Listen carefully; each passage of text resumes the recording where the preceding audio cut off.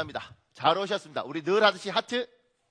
제 따라하겠습니다. 하나님, 나의 심장으로 당신 사랑합니다. 자, 그 상태에서 아이 컨택하는 거예요. 눈 마주치고요. 예수 그리스도의 심장으로 당신을 축복합니다.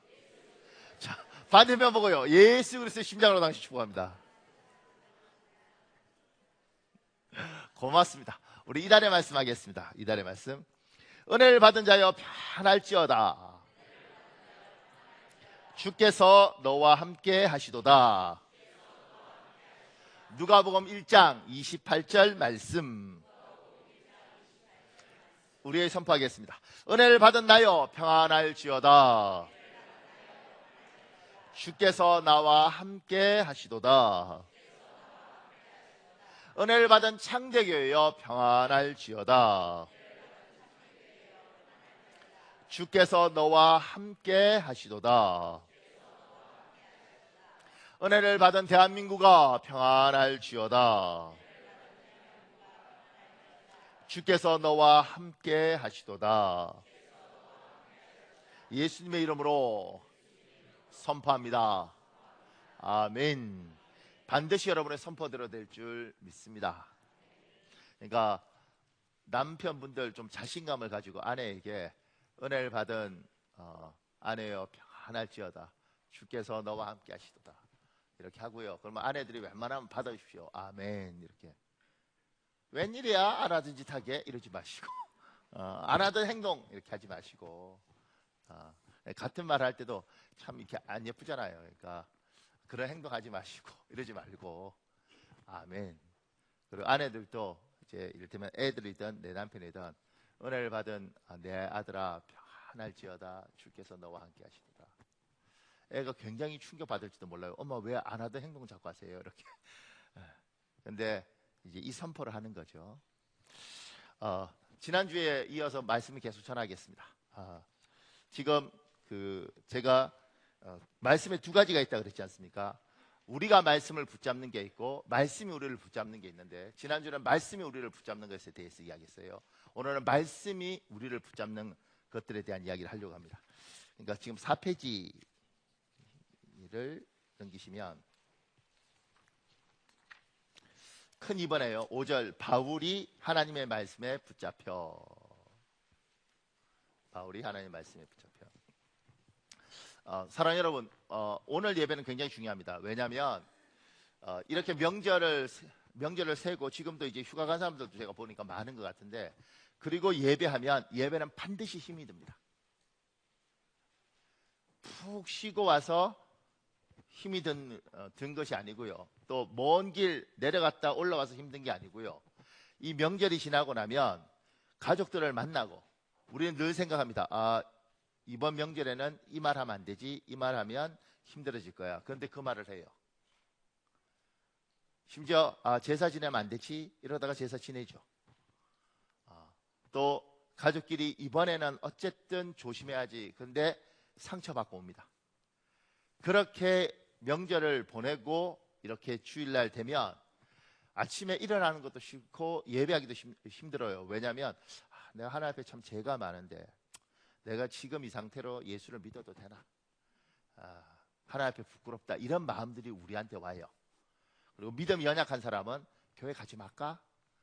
누가 내가 교회 다니는 걸 아는데 에휴 뭐 그렇게 행동하면서 무슨 교회를 다녀? 이렇게 말하면 어떡할까? 그러면서 주눅이 들고 여기 예배 드리면서도 혹여 하나님이 나를 나무라실까? 이런 생각이 들어서 자기도 모르게 위축돼서 예배를 드리는 경우가 있습니다. 그러니까 오늘 예배에 성공적으로 예배 가운데 하나님을 만나고 은혜를 받지 않으면 이번 한 주간이 힘들고 다음 주에 교회에 나오는 게 더 힘든 거죠. 오늘 예배에 반드시 승리하시길 예수님 이름으로 축복합니다. 그래서 말씀을 더 간절히 전하고 말씀을 더 간절히 받고, 그래서 제가 이렇게 목회를 스승들한테 배우면서 어떻게 했냐면, 원래는 우리 교회가 이제 붕해나 이런 걸 자체적으로 하고 잘 안 하잖아요. 그런데 이렇게 명절이 끝나면, 이번 명절은 너무 빨랐어요. 근데 보통 한 10월 달쯤 돼서 9월 말이나 돼서 끝나면 부흥회든 기도 부흥회든 이렇게 하는 거예요. 그래서 다시 모여서 2주간 모여서 기도하든 아니면 며칠 동안 모여서 예배하든 열심히 예배하면서 이 죄진 마음들, 이 눌린 마음들을 다 떨쳐버리고 다시 하나님께 나아가는 거죠. 그러니까 이번에 많이 힘들었을 텐데, 여러 가지 부분에서, 그리고 영적으로도 많이 지쳤을 텐데, 오늘 예배에 승리할 뿐만 아니라 오늘 예배에 은혜를 하나님 주시면 그 말씀 가지고 이번 한 주간 잘 승리해서 올 하반기까지 믿음으로 승리하는 여러분 되시길 다시 한번 예수님 이름으로 축복합니다. 고맙습니다. 우리가 말씀을 붙잡는 건 꾸준히 훈련 받았습니다. 근데 말씀이 나를 붙잡는 게 뭔가, 제가 그 밑에 이렇게 적었습니다. 대학 때 선교단체에서 훈련을 받았고 지금은 교회에서 신앙생활을 열심히 하는 부부를 만난 적이 있습니다. 이들 부부가 하나님을 많이 사랑하는 분들이었음에도 불구하고 오늘 이 말씀에 붙잡혀 다른 뜻을 이해하지 못하는 것을 보았습니다. 그분들 덕분에 저는 깨달았습니다. 신앙생활에서 어떤 것은 사람의 열심으로 알 수 있는 것이 있고 어떤 것은 성령께서 직접 가르쳐 주시는 것 외에는 알 수 있는 방법이 없다는 것입니다. 제가 이 청년 부부를 굉장히 좋아했는데 이 부부가 굉장히 부지런한 사람들이에요. 자기들 월급 받으면 그거 가지고 따로 선교도 하고. 근데 이 친구들이 저한테 이렇게 말하는 거예요. 뭐라고 이야기하면, 목사님, 나는 아무래도 말씀이 나를 붙잡는다는 게 뭡니까? 나는 이해가 안 갑니다. 근데 성경에 바울이 말씀에 붙잡혀 이렇게 있잖아요. 근데 그게 이해 안 간다는 거죠. 말씀 외우고 암송하고 그 다음에 말씀을 가지고 기도하는 것도 이해하겠는데 말씀이 나를 붙잡는 게 뭡니까? 이렇게 묻더라고요. 이 부분은 내가 알 수 있는 게 있고 하나님이 나에게 가르쳐 주는 게 있는데 성령께서 나에게 가르쳐 주시는 거 외에는 방법이 없더라고요. 이제 그걸 오늘 나누려고 하고 오늘 반드시 이 가운데 이게 무엇인지 깨달아 하는 복이 있을 줄 믿습니다. 작은 1번에요. 처음에는 우리가 말씀을 붙잡습니다. 그런데 정말 위기의 순간, 내 힘으로 버티기 어려운 순간에는 내 안에 계신 성령 하나님께서 성경의 말씀으로 나를 붙잡는 것을 경험할 수 있습니다. 여기 이성이라는 사람이 쓴 글에 이런 내용이 있습니다. 2008년 1월 31일 나는 서울중앙지방법원에서 33개 항목의 죄명으로 징역 3년을 선고받고 법정 구속되었다. 당일 저녁 뉴스에서는 수억을 횡령한 혐의를 받고 구속된 변호사 얘기가 보도되었고 나는 황망하고 억울한 마음을 아는 채 서울구치소로 들어가는 주인공이 되어야 했다. 만약 내가 이대로 감옥에서 나가지 못한다면 우리 가정이 어떻게 흘러갈지는 짐작하고도 남았다. 가정 파탄에 화병으로 쓰러질 어머니의 우울증 누나의 정신병원행에 마음의 감옥이든 병마의 감옥이든 사람이 감옥에 갇히고 나면 가장 먼저 찾아오는 유혹이 하나님이 나를 버리셨다는 생각을 선택하는 일이다. 마귀는 가혹한 고난이 찾아올 때 그와 같은 자기 연민을 심어주면서 하나님께로 가는 길에 담을 쌓아 놓는다. 동시에 예수님의 십자가 승리를 무력하게 바라보도록 유혹한다. 그리스도가 되시어 승리하신 예수님이 아니라 나약하고 무기력한 신앙생활을 묵상하도록 이끈다. 고난의 때가 오자 나는 더욱 예수님의 십자가 보혈을 묵상했고 예수는 그리스도이심을 선포했다. 십자가에서 나를 위해 죽으시고 부활하심으로 사탄의 머리를 박살내신 예수님의 이름을 찬양했다. 결코 그 자녀를 버리는 법이 없으신 하나님의 사랑을 믿었다. 그런데 감옥으로 향하는 순간 내 귀에서 맴도는 말씀은 내가 너를 사랑한다는 말씀이었다. 말씀이 떠올랐고 감사가 터져 나왔다. 주께서 그 사랑하시는 자를 징계하시고 징계가 없으면 사생하여 하나님의 아들이 아니라는 말씀이 내게 주신 말씀으로 믿어졌다. 사탄은 이와 같은 고난 앞에서 끊임없이 하나님이 내게 등을 돌리셨다는 사생자의 마음을 갖도록 유혹하지만 사실은 이 고난이야말로 하나님께서 나를 사랑하신다는 완벽한 증거였다. 고난이나 징계는 하나님께서 나를 버리셨다는 증거가 아니라 나를 사랑하시고 나를 자녀로 여기시는 증거임을 마음으로 믿고 입으로 시인할 때 우리 속에 감사가 터져나오는 법이다. 그러면 찬양이 나오고 소망이 솟구친다. 회복으로 가는 길이 이미 열리기 시작한 것이다. 감옥에 가던 첫날 나는 하나님의 은혜로 그 시작점에 설 수 있었다. 고난을 감사로 받고 그리스도 대신 예수님을 믿음으로 평안을 회복했다. 그러자 감옥에 가던 첫날부터 어찌나 잠이 잘 오든지 다음날 아침이 되자 나의 코 고는 소리에 잠을 못 자 누렇게 뜬 다른 수감자들의 얼굴과 달리 내 안색은 활짝 펴져 있었다. 모두들 저놈은 도대체 뭐야? 라는 눈빛으로 나를 쳐다보고 있었다. 우리 마가복음 13장 9절 10절이 있는데 여러분 읽어보시겠습니다. 시작.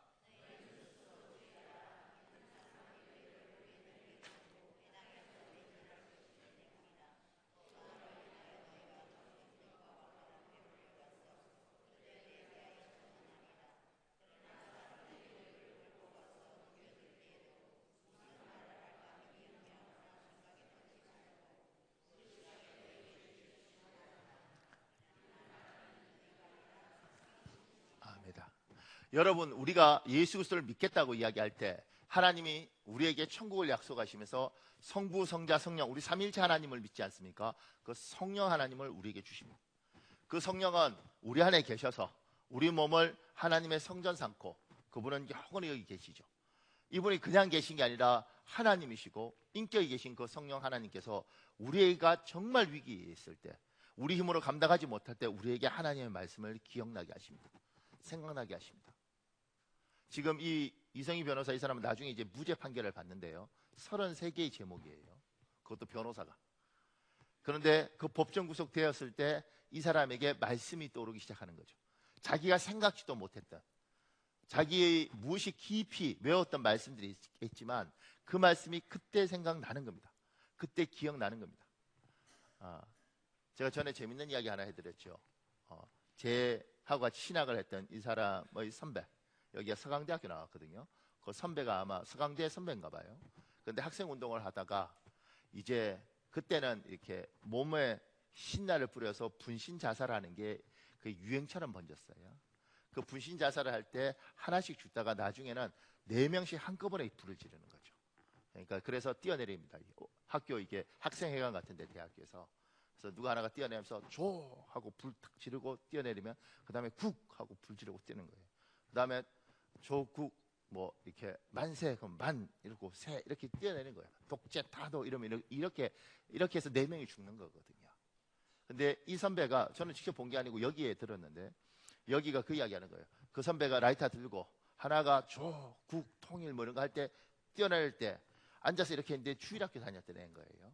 이 선배가 주일학교 다녔는데 갑자기 성경 구절이 막 떠오르더라는 거예요. 그게 뭐냐면 내 몸을 불사르게 내어줄지라도 사랑이 없으면, 이 말씀이 떠오른 거예요. 주일학교 때 외웠던 게. 왜 갑자기 떠오르냐고. 그러면서 내가 내 몸을 불사르게 불타게 내어준다 할지라도 사랑이 없으면 이게 아무것도 아니구나. 그리고 그냥 그 순간에 라이터 놓고 나왔대요. 나는 살았다 이것보다 조국 띵통 이거 뭐야 이렇게 생각이 들더라고. 그런데 이제 제가 그 이야기 들으면서 하나님이 자기 사람을 살리기 위해서 성령께서 죽으면 안 되니까 그때 말씀을 생각나게 하는 거예요. 어렸을 때 교회 다니고 말씀 읽고 외웠는데 그냥 다 지나간 줄 알았는데 내 안에 하나님이 결정적일 때 그 말씀을 생각나게 하는 거죠. 그리고 이 말씀을 통해서 나를 탁 잡는 겁니다. 그러면서 인생이 바뀌는 거예요. 그러니까 우리는 늘 내가 말씀을 잡고 내가 열심히 살고 내가 하나님 말씀을 외우고 내가 말씀을 붙들고 기도하고 이렇게 훈련을 받죠. 이건 내가 할 수 있는 영역이에요. 근데 내가 할 수 없는 영역이 있죠. 그걸 하나님이 해주셔야 되는데 말씀을 기억나게 하시고 그 말씀이 나를 잡는 거예요. 그 밑에요, 찬송가나 복음성가는 대부분 말씀을 바탕으로 만들어집니다. 우리의 인생에서 힘겨운 시간 동안 문득 떠오른 찬송가나 복음성가 한 구절이 나를 붙잡는 경우가 있습니다. 입술에서 떠나지 않고 계속해서 흥얼거리게 되는 경우가 있습니다. 말씀으로 된 찬송이 우리를 붙잡는 것입니다. 이 김병년이라는 분이 쓴 글 중에 이런 내용이 있습니다. 보세요. 2005년 8월 어느 날 아내가 갑자기 쓰러졌다. 그리고 아내는 도무지 일어날 줄 몰랐다. 중환자실 벽을 붙들고 며칠을 울던 중에 입에서 찬송 하나가 흘러나왔다. 신음하던 내 영혼에 하나님이 주신 첫 번째 응답이었다. 거친 파도 날 향해 와도 주와 함께 날아오르리. 폭풍 가운데 나의 영혼 잠잠하게 주를 보리라. 처음에는 그저 그런 위로의 찬송이라고 생각했다. 어려움에 처한 사람이라면 누구나 좋아하는 찬송이니까. 하지만 그게 아니란 건 시간이 한참 흐른 뒤에야 알았다. 아무런 반응 없이 누워만 있는 아내를 어떻게든 일으키려 애쓰고 기도하며 서너 해가 지나갔을 무렵이었다. 어느 날 문득 주님이 응답으로 주신 찬송에 치유를 약속하는 말씀이 없음을 발견했다. 어떻게든 낫는다는 말이 없는 그저 바라보라는 가사로 끝나는 찬송. 이런 음성이 들려왔다. 내 안에는 낫지 않는다 병연아. 인생의 거친 파도를 타며 나만 바라보아라. 너무도 분명한 응답이었지만 받아들이고 싶지 않았다. 감당하기 힘든 느닷없는 현실 인식에 감추고 억눌렀던 눈물이 터져나왔다. 이분 목사님이에요. 이분 아내가 뇌경색으로 쓰러집니다. 그리고 반신불수가 되죠. 지금 한 14년 계속 아직 살아 계시거든요. 계속 이렇게 병수발 들고 있는데 이 목사님이 근데 그러면서 이분이 책을 2권 썼어요. 책 2권을 쓰면서 이제 이렇게 자기가 괴로웠던 거죠. 뭐가 괴로웠냐면 장모님이 그러더라는 거예요. 네가 목사느냐? 성경을 보니까 안전병기도 일으키더라. 너는 왜 너희 아내를 못 일으키느냐? 기도해라. 기도하면 네 아내가 일어날 거다. 근데 자기는 그렇게 하나에 매달리고 기도해도 아내가 안 일어나는 거예요. 그리고 사모님이 그렇게 쓰러졌는데 조그만 교회에서 성도들이 다 도망가 버린 거죠. 얼마나 비참했겠어요. 그때 이제 이 찬송이 떠오르는 거죠. 거친 파도 날 향해 와도. 근데 시간이 지나면서 이분이 병간호를 하면서 이 찬송 속에는 내 아내가 일어날 거라는 게 없는 거죠. 그 폭풍과 풍랑 속에서 너는 나만 바라봐라, 이게 있는 거예요. 그러면서 이분이 아내를 돌보면서 깨달아지는 게 있더라는 거죠. 뭐냐면 예수를 믿으면 그 고난을 없애주시는 하나님이 있고, 예수를 믿고 그 믿음으로 고난을 돌파하는 게 있고, 예수를 믿고 그 고난을 끌어안고 견딜 수 있는 사람이 있더라는 거예요. 하나님이 자기에게는 네가 하나님을 믿고 이 고난을 끌어안고 가라. 근데 그 고난을 끌어안고 가면서 다 도망가고 목회가 되겠어요? 그런데 성도들이 한 사람 한 사람 오더니만 지금 한 200여 명, 그 책에는 그렇게 돼 있더라고요. 한 200여 명 정도 되는 성도가 모여서 서울에서 예배를 해요. 그러니까 끌어안고 살면서 그 속에서 하나님의 은혜, 아내가 내경색으로 누워 있는데 목회도 하고 밥도 하고 애들 도시락도 사줘야 되는데 그 가운데 하나님이 주시는 위로, 하나님 주시는 사랑이 있더라는 거예요. 그러면서 그때 하나님이 이 찬송으로 자기의 응답을 했는데, 거친 파도 날 향해 와도 내가 주를 바라보고 잘 이기고 가겠다는 것이지 네 아내가 낫겠다는 게 아니에요. 그러니까 하나님이 때로는 찬송으로 응답을 주시죠. 그게요, 그냥 이렇게 들립니다. 이렇게. 저도 처음 사역을 나가기 전에 10일 금식을 했는데, 금식하면서 이제 집에 극동방송 틀어놓고 누워 있는 거죠. 뭐 한 5일쯤 금식하고 나면 힘도 별로 없어요. 그래서 그냥 이렇게 누워 있는데 그 극동방송의 찬송, 주만 바라볼지라, 그 찬송이 그게 참 희한하더라고요. 이 소리가 아니고 소리가 꼭 보이는 것처럼 이렇게 와서 제 귀로 이렇게 들어와서 마음으로 이렇게 내려가더라고요. 오직 주만 바라볼지라, 그게요 달콤하게 그렇게 들어와서 여기에 쫙 있는 거예요. 참 신기한 경험입니다. 그냥 우리가 노래 좋아하잖아요. 저도 노래 참 좋아하는데 노래가 아니고 노래가 꼭 그림처럼 이렇게 보이듯이 들어와서 내 귀에 들어와서 내 마음에 자리를 잡고 이게 마음속에 가득 있는 겁니다. 하나님이 그렇게 노래로, 찬송으로도 응답을 하는 것이죠. 그 밑에요, 말씀이 강력하게 나의 심령을 붙잡고 온몸이 전율할 정도로 역사한 경험이 있습니까? 말씀이요 사람을 붙듭니다. 보세요, 사도행전 2장 36절에서 37절인데 여러분 읽으실래요? 시작.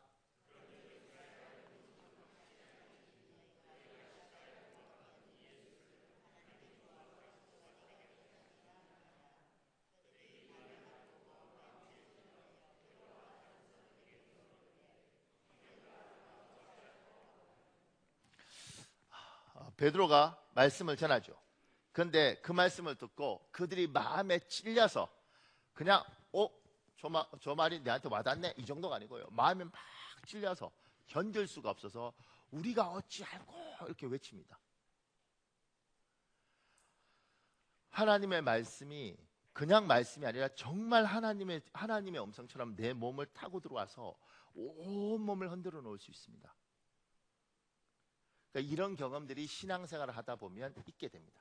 어떤 분은 제가 그 자리에 있었는데요, 마가복음 이렇게 읽으면서, 이렇게 성경 공부해서 마가복음을 읽는데 마가복음을 읽으면서 예수님이 골고다 십자가로 가는 그 부분을 읽다가 못 읽는 거예요. 더 계속 우는 거예요. 나중에 물어보니까 읽는데 예수님이 골고다 십자가에 이렇게 올라가는 게 눈에 환상으로 이렇게 다 보이더라는 거예요. 그러니까 이게 글이 아니고 이게 눈에 보이니까 견딜 수가 없더라는 거예요. 이런 경험 해보셨습니까? 저 같은 경우는 청년 때 예수 믿고 이제 한참 철없을 때 집사님이 청년들 밥 먹인다고 해서 그때 이제 놀러 갔어요. 저희 교회 집사님은 집에. 서울에 있는 집이었는데 집이 마당도 컸어요. 근데 그때 그 집 액자에 이사야 43장 1절 내가 너를 지명하여 불렀나니 너는 내 것이라. 근데 저는 그때 이사야가 뭔지도 몰랐어요. 예수 감 믿었는데 뭘 알겠어요. 근데 그 성경 구절을 읽는데 견딜 수가 없더라고요. 온몸에 전율이 있어서.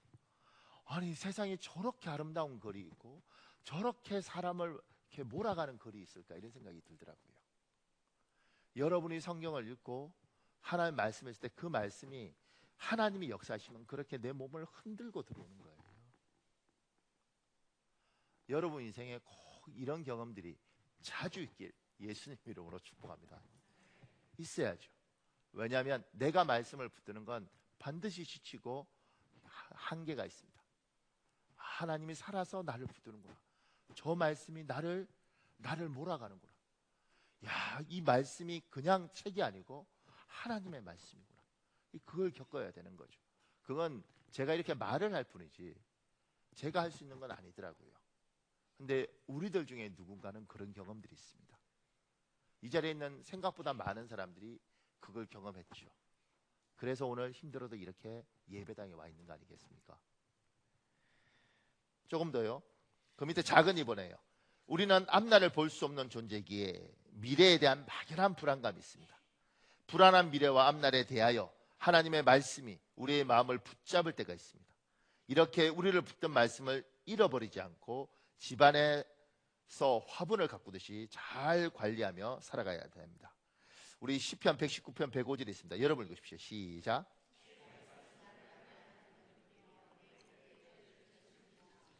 오늘 이 말씀을 해석할 때 두 가지로 해석할 수 있어요. 하나는 성경이 교과서 같아서 우리에게 어떻게 살아라 이렇게 지침서라는 거죠. 이거 틀린 해석 아닙니다.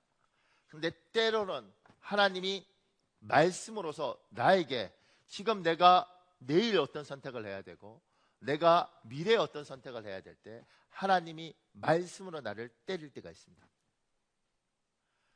내가 결혼을 할 때 두 여자 중에 또 두 남자 중에 선택을 어떻게 해야 될지 몰라서 갈등하고 있을 때 하나님의 말씀이 나를 때리면서 응답으로 올 때가 있습니다. 이런 거 순수하게 들어야지 양다리네 이렇게 들으시면 안 되고 내가 결혼이라는 굉장히 중요한 선택의 과정에서 하나님 뭘 어떻게 해야 되죠? 말씀이 나를 붙들 때가 있습니다. 내 인생의 선택의 갈림길에 우리는 끊임없이 선택해야 되지 않습니까? 잘못된 선택에 대해서는 반드시 그 책임이 따르는 거니까 그때마다 하나님이 주시는 게 있습니다.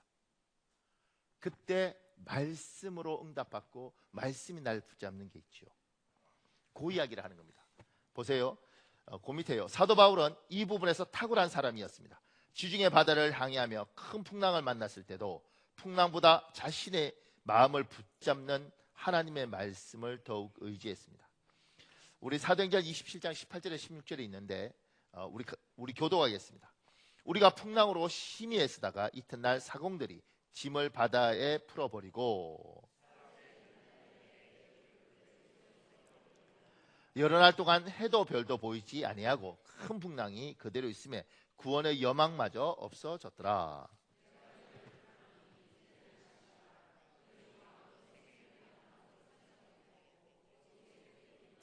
내가 속한 바 곧 내가 섬기는 하나님의 사자가 어젯밤에 내 곁에 서서 말하되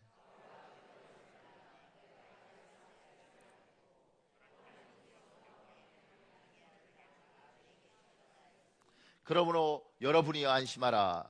나는 내게 말씀하신 그대로 되리라고 하나님을 믿노라. 이 사람 바울이 지중해 바다를 건너요. 지중해 바다를 건너는데 큰 태풍과 풍랑을 만납니다. 그때 이대로 가면 다 죽겠다. 맨날 며칠을 고민할 때 바울에게 하나님 말씀이 옵니다. 얘야 네가 로마에 갈 거다. 가이사 앞에 쓸 거다.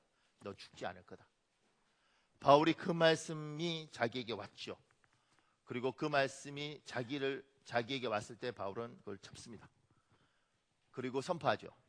우리 안 죽는데 하나님 살려준대. 그게 진짜인지 가짜인지는 이제 결과가 있잖아요. 결국 이 사람들이 다 살았습니다. 그리고 가이사 앞에 가서 쓰죠. 하나님의 말씀이 우리에게 와서 우리를 잡을 때 우리의 미래를 하나님 가르쳐 주시는 것도 있어요. 그러니까 그 말씀이 그냥 말씀이 아니라 때로는 내 발의 등이요, 내 길에 빛이 되는 이유는 하나님 내가 어디로 가야 될지 모르겠습니다. 그리고 기도하는데 말씀이 날 붙드는 거죠. 이제 목사들은 이런 경험이 있는데요. 이런 경험이 다 경험하는 게 이런 경험이 있는데요. 하나님이 때로는 성경에 누군가 이름, 예를 들면 베드로, 뭐 요한, 뭐 이런 사람들을 자꾸 보게 하시면서 이름을 줘요. 아주 특이한 경험인데 이름을 줍니다. 그래서 누구는 나는 하나님이 베드로가 불러, 나는 하나님이 요한이라 불러, 뭐 이렇게 부르는 거예요. 그럼 다 그때 갓 예수를 믿고 순수할 때 착각을 하죠. 그래서 이 사람들이 요걸 가지고 있다가 외국에 가면 영어 이름을 쓸 때 그 이름을 쓰는 경우가 많습니다.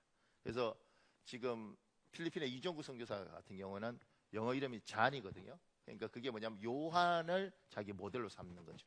자기가 좋아서 삼는 경우도 있고 하나님 주신 이름도 있습니다. 이거 이제 여러분 오해 안 했으면 좋겠는데 저도 예수 처음 믿고 하나님이 저한테 주신 이름이 있습니다. 그때 이제 모세 이런 이름을 주셨어요. 그래서 제가 이제 영어로 그 네이버 같은 경우는 모시즈 박 이렇게 돼 있어요. 영어 이름이. 근데 그때 어린 나이니까 뭐 한 20몇 살 때 기도하다가 그 마음을 주시고 그게 계속 모세만 보면 가슴이 아프고 막 이러는 거예요. 왜 얘는 이렇게 살까? 왜 이분은 이런 사고를 칠까? 이렇게. 그리고 이렇게 생각하죠. 나는 모세처럼 굉장히 큰 교회 위대한 목사가 되는가 보다. 민족적 지도자가 되는가 보다. 그래서 제가 이상한 짓을 많이 한 거예요. 근데 시간이 지나서 나중에 보니까 모세는 훈련의 사람이었어요. 왕궁에서 40년, 광야에서 40년. 80년을 훈련받은 거죠. 몇 년 쓰임받기 위해서?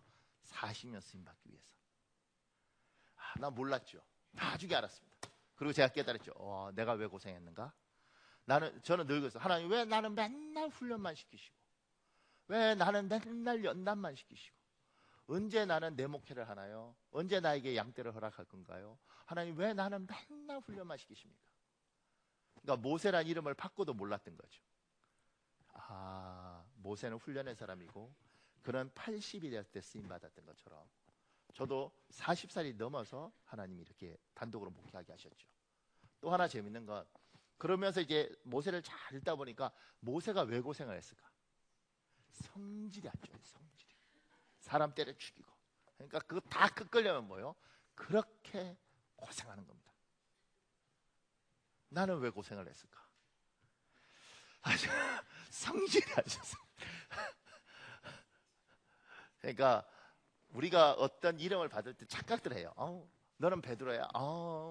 그럼 난 베드로처럼 위대하게 뭐 이렇게 되는가? 아니죠. 베드로는 뭐요? 한 성깔이에요. 영어로 베드로를 핫템포 그러네. 확. 너는 성격이 불같으니까 조심하라. 이런 이야기인 거지. 강동 집사님 영어 이름 있어? 성경에? 없어?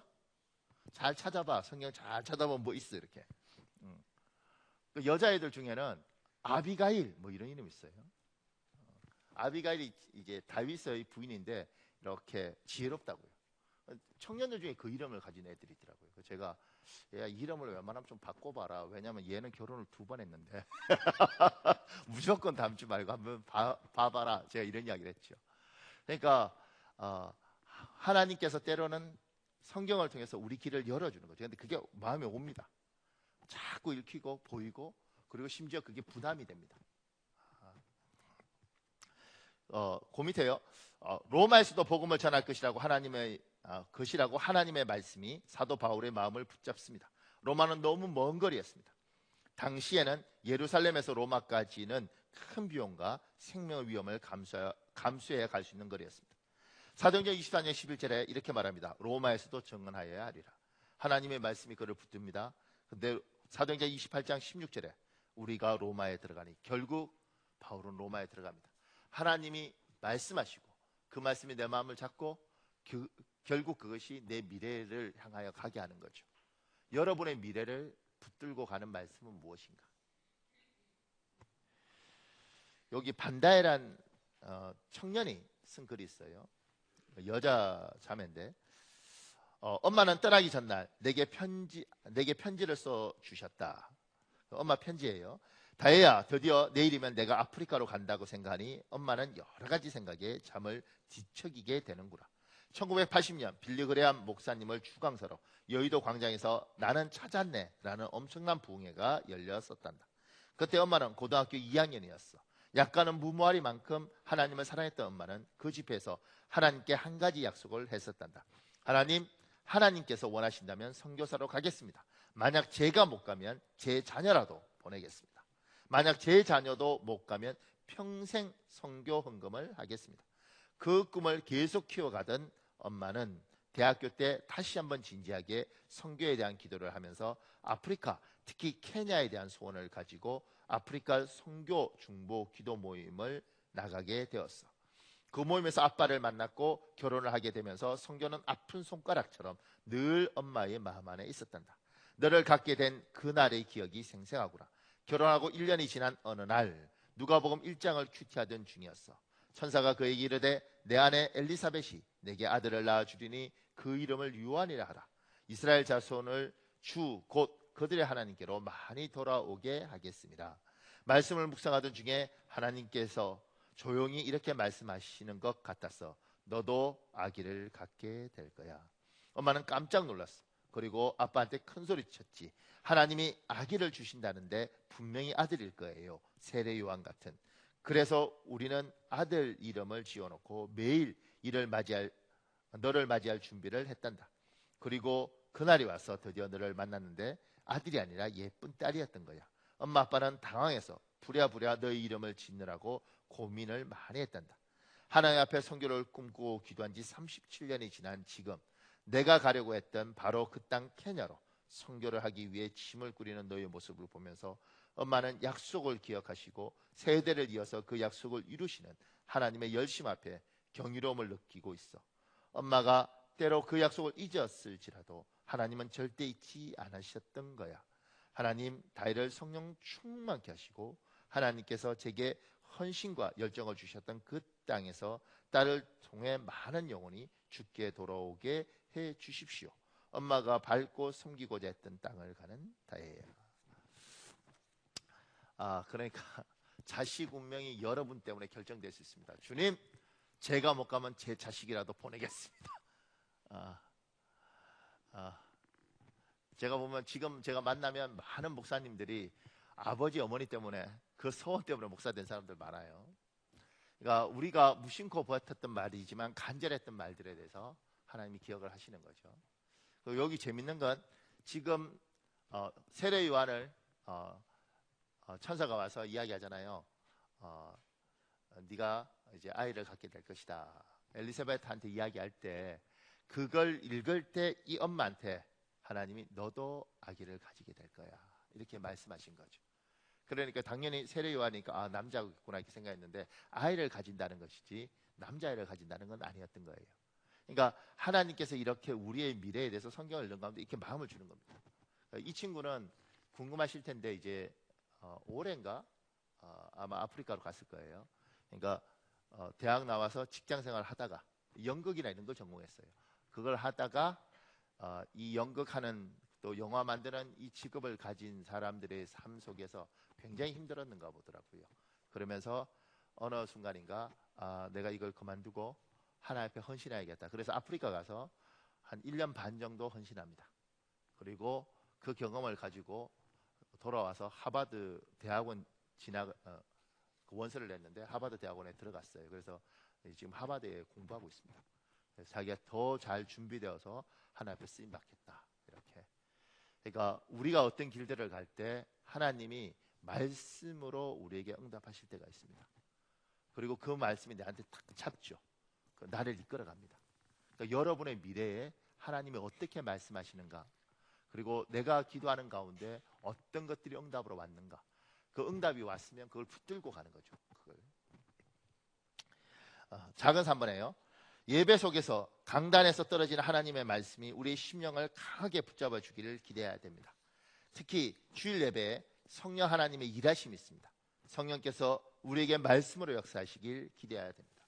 하나님이 말씀으로 우리를 붙잡을 때가 있는데 그게 주일날 또 예배 시간에 말씀을 통해서 붙잡는 거예요. 근데 이게요, 그냥 좋다 이게 아니고요. 그 말씀이 확 나에게 들어옵니다. 그냥 오늘 설교 참 좋네, 공감이 되네 이게 아니고요. 말씀이 확 들어옵니다. 이거 보세요. 김남준이라는 사람이 쓴 글 중에 굉장히 좋은 글이 있습니다. 제가 회심한 지 며칠 되지 않았을 때 재밌는 경험을 하나 했습니다. 황당하게 느껴지던 동화 같은 성경의 이야기들이 사실로 믿어지기 시작하였던 것입니다. 2000년 전에 돌아가신 예수의 동정녀 탄생, 십자가에서 이루신 대속의 죽음, 천국과 지옥, 예수 그리스도의 재림 같은 것이 믿어지기 시작했던 것입니다. 그리고 제 인생은 이전의 안목을 벗어버리고 새로운 시야를 갖게 되었습니다. 그때 저는 목사님을 찾아가서 이렇게 말씀드린 적이 있습니다. 목사님 믿어지십니까? 믿어질 뿐만 아니라 사람들이 창세기부터 요한계시록까지 모든 성경의 내용이 거짓말이라고 말을 해도 저는 이것을 믿지 않고는 살아갈 수 없습니다.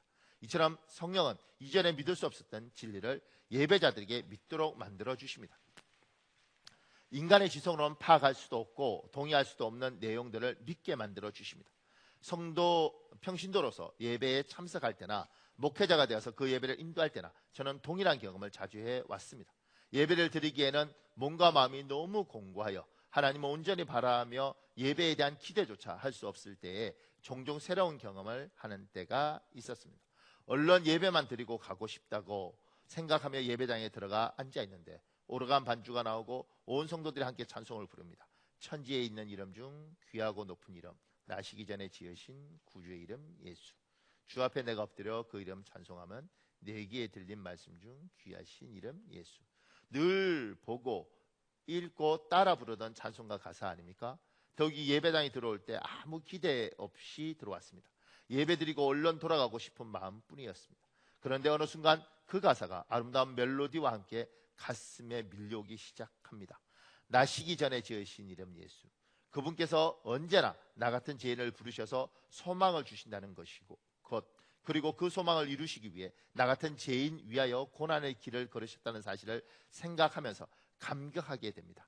뜻하지 않았는데 공고했던 마음의 멍울이 풀어지는 것 같은 하나님의 만져주심이 느껴지고 우리는 눈물을 흘리며 계획이 없던 회개를 합니다. 예배가 끝나고 모두 흩어져 돌아갔음에도 불구하고 그날 주신 말씀을 붙들고 눈물로 의자를 적시며 참여합니다. 그리고 그렇게 뉘우친 심령을 향하여 넘치도록 부어주시는 하나님의 위로와 은혜를 체험하게 됩니다. 누가 이런 일들을 가능하게 합니까? 고가의 파이프 오르간이나 성악 전공자들로 구성된 찬양대가 이 일을 하는 것이 아닙니다. 성능 좋은 앰프나 마이크도 이런 일들을 성취하게 하는 주체가 아닙니다. 목회자의 고고한 복식이나 장엄한 예배당의 실내 장식도 이런 일들을 가능하게 하는 것이 아닙니다. 화려한 강단이나 목회자의 학력 혹은 경력이 일을 일으키는 것도 아닙니다. 이 일을 이루시는 분은 오직 성령이십니다. 사람의 영혼을 만지고 지나가시는 성령께서 이 일을 행하시는 것입니다. 주님의 성령이 우리의 예배 가운데 함께 하실 때 똑같은 말만 되풀이한다고 여겨지던 설교 말씀, 매주 감흥 없이 불렀던 찬송이 우리의 가슴 속에 뜨거운 감동으로 밀려옵니다. 그리고 구원의 감격을 경험하게 되고 참된 회개의 의미를 알게 되며 인격적으로 우리를 불러주시는 하나님이 누구신지 알게 해줍니다. 성령이 설교자를 붙잡아 주시고 말씀 선포 가운데 함께 하시면 평범한 설교라도 수많은 사람의 심령을 찌를 수 있습니다. 비범한 말이 비범한 능력을 일으키는 것이 아니라 평범한 말 속에 깃들어 있는 비범한 성령의 능력이 이러한 일들을 가능하게 하는 것입니다. 놀라운 하나님의 은혜로 기름 부어진 한마디의 말은 단지 인간의 지식으로 또 능멸으로 늘어놓는 수천 마디 말보다 사람의 마음을 움직이는 위대한 힘이 있습니다. 적막한 예배당을 뒤흔들어 놓으심으로써 기대감 없이 모였던 수많은 교인들이 죄에 대한 자각과 애통한 마음을 갖게 하고 거룩한 하나님 앞에서 흐느끼게 하십니다. 예배자의 마음을 지배하던 세속적인 욕망과 더러운 탐심을 털어내고 하늘의 거룩한 은혜로 충만해지도록 만드십니다. 지난날의 상처와 오늘날의 고난으로 억눌렸던 사람들의 영혼을 자유하게 하십니다. 어떤 예배자들은 기쁨 때문에, 또 어떤 예배자들은 죄에 대한 애통함으로 눈물이 마르지 않습니다. 이 모든 변화가 성령으로 인한 것입니다. 우리 사도행전 14장 8절부터 10절인데 여러분 읽어보실래요? 시작.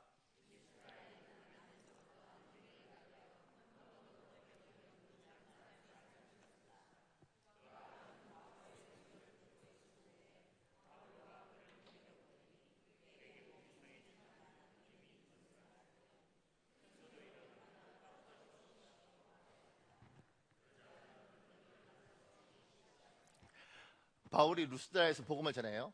근데 그 복음을 전할 때 나면서부터 안진뱅이로 한 번도 일어서지 못한 사람이 있는 거예요. 근데 그 사람이 설교를 듣다가 마음속에 나 일어나겠는데 이 마음이 생겼어요. 근데 그 마음이 생겨도 머릿속에 무슨 생각을 하냐면 나 안진뱅인데 어떻게 일어나? 이렇게 생각이 들잖아요. 바울이 보니까 그가 말씀을 듣는 가운데 말씀이 이 사람을 붙잡아서 믿음을 만들었어요. 일어날 수 있겠다. 그래서 말한 거예요. 일어나라. 일어나 걷는 거예요. 이렇게 예배하는 가운데 하나님의 말씀이 우리 마음으로 들어옵니다. 그리고 그 말씀이 나를 딱 잡아서 믿음으로 가지게 되는 거죠. 얼마 전에 제가 재밌는 이야기 하나 들었어요. 새벽 예배 마치고 우리 교회 집사님, 그 집사님이 저한테 왔어요. 목사님 집이 팔렸어요. 좋잖아요. 그동안 기도 많이 하시는데 잘 됐네요. 목사님, 그런데 집이 왜 팔렸냐면요, 몇 년 동안 안 팔렸단 말이에요. 지방에 있는 집인데 몇 년 동안 안 팔렸는데 왜 팔렸냐면, 목사님, 제가 예배드리고 그날 목사님 말씀을 붙들었잖아요. 이러더라고요. 이게 무슨 말인가? 그래서 이제 붙잡고 이야기했죠. 무슨 말이에요? 그러니까 자기가 평생 교회를 다니면서 믿음은 예수 믿고 천국 가는 믿음만 있다고 생각했는데, 그날 목사님이 설교할 때 믿음은 예수 믿고 천국 가는 믿음도 있고, 병 낫는 믿음도 있고, 부자 되는 믿음도 있고, 가족이 잘 될 거라고 믿는 믿음도 있다. 믿음이 하나만 있는 게 아니라 여러 가지 믿음이 있다. 근데 갑자기 그때 집 팔리는 믿음이 들어왔대. 이거 어떻게 받아야 할지 모르겠어요. 나도 집 팔아본 적이 없어서. 집 팔리는 믿음이 들어오면서 집이 팔리겠구나, 이 믿음이 생겼대. 그래서 자기가 그 말씀을 잡았다는 거야. 하나님 주신 말씀. 집이 팔리겠구나. 놀라운 게 집 내놓은 지 한 5년 넘었거든요. 근데 안 팔렸는데 집이 팔렸어요. 목사님, 팔렸어요.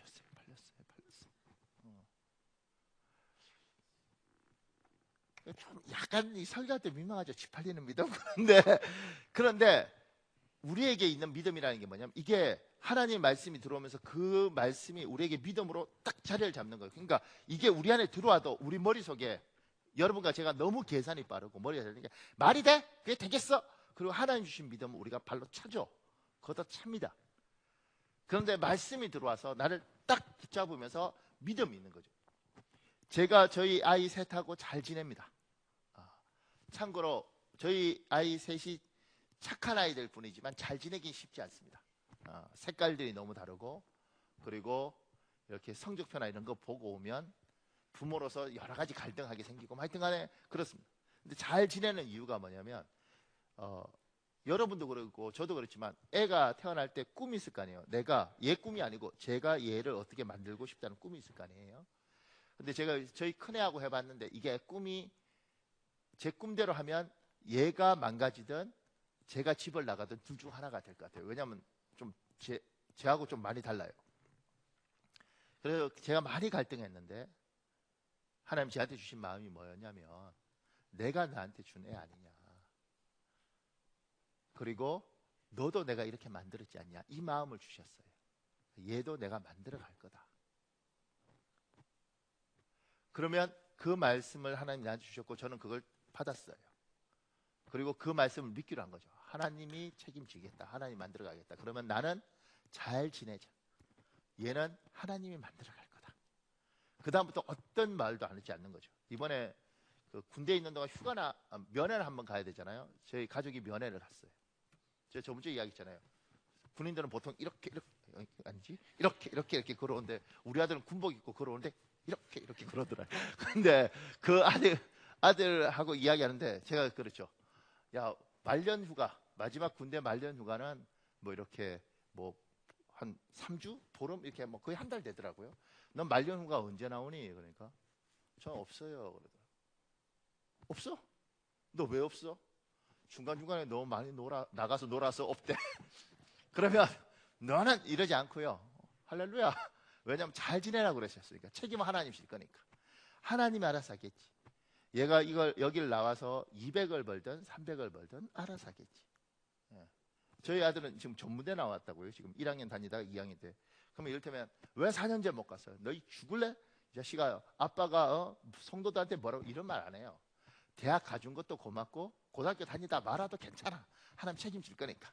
물론 여기가 힘들겠죠, 제가. 그렇지만 하나님 책임진다니까 하나님 책임지십시오. 그걸 믿는 거죠. 하나님이 저한테 주신 거. 제가 그렇고 살아보니 고마운 건 그 나이 때 뭐 남자애들인데 오면 끌어안고 때는 볼에 뽀뽀하고 이렇게 살 수 있겠더라고요. 하나님이 주신 것들을 그 믿음을 붙드는 거죠. 이 믿음이 나를 붙들어도 때로는 우리가 걷어차는 것도 많습니다. 억지로 내가 붙들려고 해도 붙들어지지 않는데 믿고 싶습니다. 믿습니다. 정말 대충 믿습니다. 근데 안 믿잖아요. 왜냐하면 믿겠다고 해도 믿어지지 않는 거니까. 근데 하나님이 예배 드리는 가운데 마음을 주셔요. 그리고 이게 쫙 들어오면 아멘으로 받으시면 됩니다. 그리고 집에 화분 가꾸듯이 잘 관리하는 거 죽지 않도록. 그리고 이 말씀이 반드시 일하고 역사할 거라고 믿는 거죠. 그리고 그걸 기대하는 거예요. 하나님이 어떻게 하실까? 하나님이 어떻게 이루어 가실까? 그 믿음을 가지고 보는 거예요. 제가 이 믿음을 가지고 자식뿐만 아니라 지금까지 평생을 그렇게 사는 거죠. 하나님이 저에게 제 목회와 제 인생에 주신 말씀이 있으면 그 말씀을 그냥 이렇게 받아요. 그리고 그 말씀대로 하나님이 주신 그 감동대로 그냥 사는 거예요. 그러면 그 중에서 이를테면 우리 교회 이제 부교육자에 대해서도 제가 이제 부교육자들을 받아들일 때 제 따른 지혜가 있어서 항상 아내 될 사람 또 지금 아내인 사람을 같이 봐요. 왜냐하면 목사가 아무리 괜찮아도 또 전도사님이 아무리 괜찮아도 사모님이 좀 너무 그러면 이 사람들 목회 못 하더라고요. 결국 나중에 목회 쳐봐야 됩니다.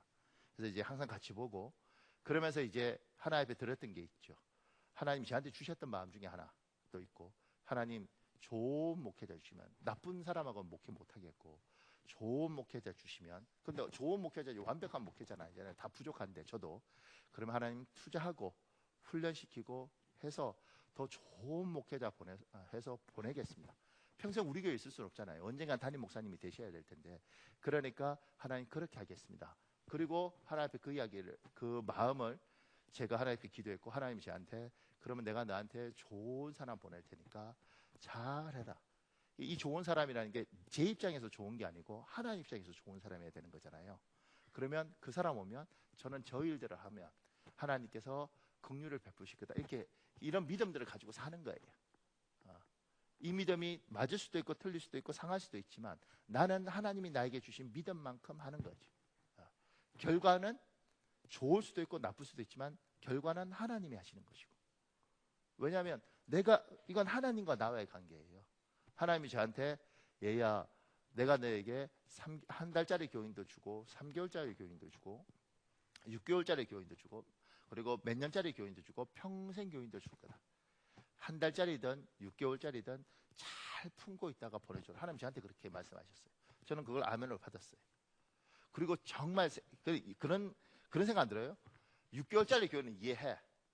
한 달짜리 교인이 있겠냐고. 말이 되냐고. 한 달짜리 교인. 우리 교회 진짜 한 달짜리 교인이 있어요. 한 달짜리 교인이 작년인가 재작년인가 등록을 했어요. 핀란드에 사는데 엄마 방문했다가 엄마가 우리 교회 등록하라 그래서 등록을 했어요. 제가 등록 카드 보고 밥 먹으면서 아니 한 달 후면 핀란드 돌아갈 텐데 왜 등록을 하냐고. 그 엄마 그러더라고요. 목사님 교인 되셨으니까 목사님 기도하셔야 됩니다. 이렇게. 그래서 한 달짜리 교인을 받았어요. 그리고 그 한 달짜리 교인 두고 기도했죠. 근데 기도하는데 한국에 와서 살면 좋겠다 이 생각이 들었어요. 그래서 자매 한국에 와서 사는 거 두고 기도하자. 뭐 핀란드가 다 해준다고 하니까 살아도 괜찮지만 그런데 저번 주인가 한국 왔어요. 한국에 일자리가 생겨서 그래서 남편하고 자기하고 일자리가 생겨서 애 셋이거든요. 데리고 왔어요. 그럼 나는 이렇게 생각할거아니에요. 아싸, 한 달짜리 교인 잘 품었더니 평생 교인 되는구나. 근데 순천에 취직이 됐어요.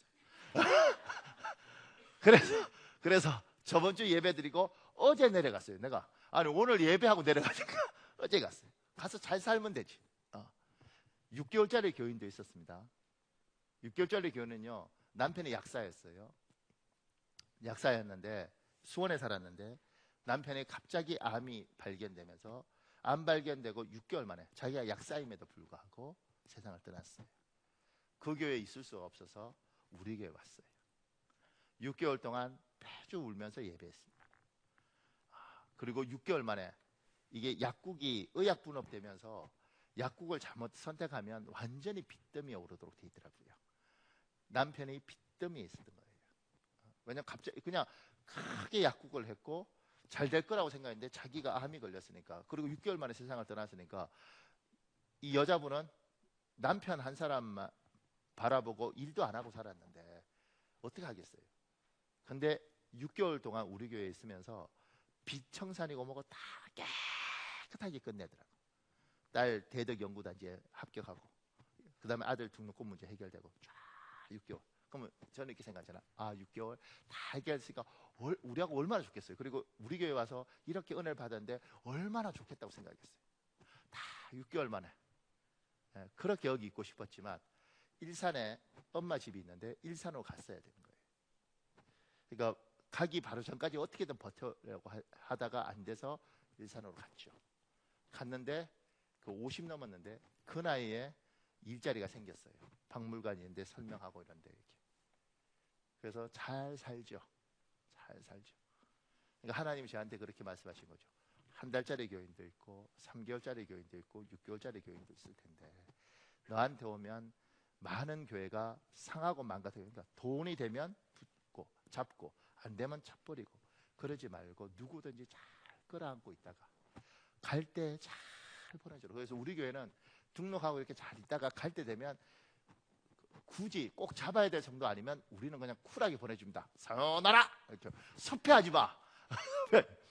그리고 제 방에서 뭐 선물 주고 축복기도 하고 이렇게 보냅니다. 왜냐하면 하나님이 이 일을 다 했으면 우리 교회가 할 소망이 끝났으면 가야지. 오늘 설교 듣고 갑자기 내 방에 줄 서서 드디어 떠날 때가 됐군요. 응답이 왔습니다. 이러면 나 힘들고. 근데 이제 그게 하나님이 그렇게 일을 하는 거죠. 그러니까 하나님이 주신 말씀이 있으면 그 말씀을 붙들고 그냥 내 자리를 잡으면 그렇게 사는 겁니다. 그리고 저는 이제 이런 것들이 저한테 믿음이 된 거죠. 이렇게 천국 갈 믿음뿐만 아니라 교역자에 대한 믿음, 그 다음에 성도에 대한 믿음, 이런 것들에 대한 믿음들이 저한테 이렇게 온 거죠. 우리 교회에 대한 믿음도 하나님이 이렇게 말씀하셨어요. 큰 교회, 뭐 엄청나게 많은 성도 이런 것이 아니라 꾸준하게 너희가 감당할 만큼 내가 너희에게 성도를 보내주겠다. 그러니까 그렇게 계속해서 조금씩 성장할 테니까 교회에 대해서는 염려하지 마라 이렇게 말씀하셨어요. 놀라운 건 10년 동안 우리 교회는 계속해서 성도들이 조금씩 늘었어요. 그러니까 놀랍죠. 한 10년 전에 우리가 한 100명, 120명 이렇게 주일날 오면 많이 왔을 텐데 어른들이. 근데 조금씩 지금은 이제 한 330명, 300 뭐 한 그 정도 와요. 350명 이렇게 넘지는 않고. 그러니까 10년 동안 조금씩. 그러니까 그렇게 하나님이 말씀하실 때 그냥 아멘으로 받고, 그리고 하나님 하실 거니까 욕심내지 않고 그냥 이렇게 가는 거예요. 이렇게. 그러니까 여러분이 이 예배를 드리는 가운데 하나님이 여러분한테 예배할 때 주신 마음이 있더라고요. 네 남편이 반드시 언젠가는 돌아올 것이다. 내가 믿습니다. 우리 남편이 돌아올 줄 믿습니다. 그리고 집에 와서 딱 밥 먹는 거 보는 순간 밥상 없고 네 같은 게 오겠니? 이렇게 생각이 들 수 있잖아요. 그러니까 내가 머릿속으로 아무리 믿는다 그래도 믿어지지 않는 거죠. 근데 하나님께서 마음을 쫙 주시면 집에 가서 하는 거 보면 절대 안 돌아올 것 같은데 결국은 네가 올 거다 이런 생각이 드는 거예요. 드는 걸 어떡하겠어요. 머릿속으로 말도 안 돼. 들어. 찾고 있는 거죠. 우리는 너무 힘들고 어렵게 살겠지. 하나님께서 네가 노년에 염려 없이 살 거다. 우리는 물려받은 재산도 없고 그런데 뭘? 근데 그 말씀이 다 오면 아멘. 그리고 잡고 있는 거예요. 하나님이 어떻게 풀지는 몰라. 결국 그분이 풀겠지. 그리고 나는 믿음을 가지고 그 말씀이 이루어지는 걸 보는 거죠. 이제 여러분한테 이렇게 질문해야 하고 싶어요. 당신에게는 하나님이 어떤 믿음으로 당신의 마음을 잡고 있는가? 있는가? 그게 나에게 있는가? 우리 부부가 예쁘게 잘 살 거라는 그 믿음이 있는가? 우리 가족이 또 내가 아버지로서 이 명예를 잃어버리지 않고 마지막까지 잘 갈 거라는 그 확신이 있는가? 내가 하나님의 이 은혜 속에서 하나님이 날 버리지 않고 마지막까지 붙들고 간다는 그 믿음이 있는가? 그건 내가 붙잡는 게 아니고 저분이 주시는 것입니다. 오늘 이 시간에 그런 믿음이 없다면 우리 한 7, 8분 기도할 수 있거든요. 주여 간절히 부르짖고요. 하나님 나에게 믿음을 주십시오. 나에게 하나님이 주시는 믿음을 주십시오. 내가 믿는 믿음이 아니라 성령께서 주시는 믿음을 주십시오. 이제는 우리 주여 한번 간절히 부르짖고 우리 7, 8분 통성으로 기도하겠습니다. 주여 아버지 도와주십시오. 아버지 도와주십시오.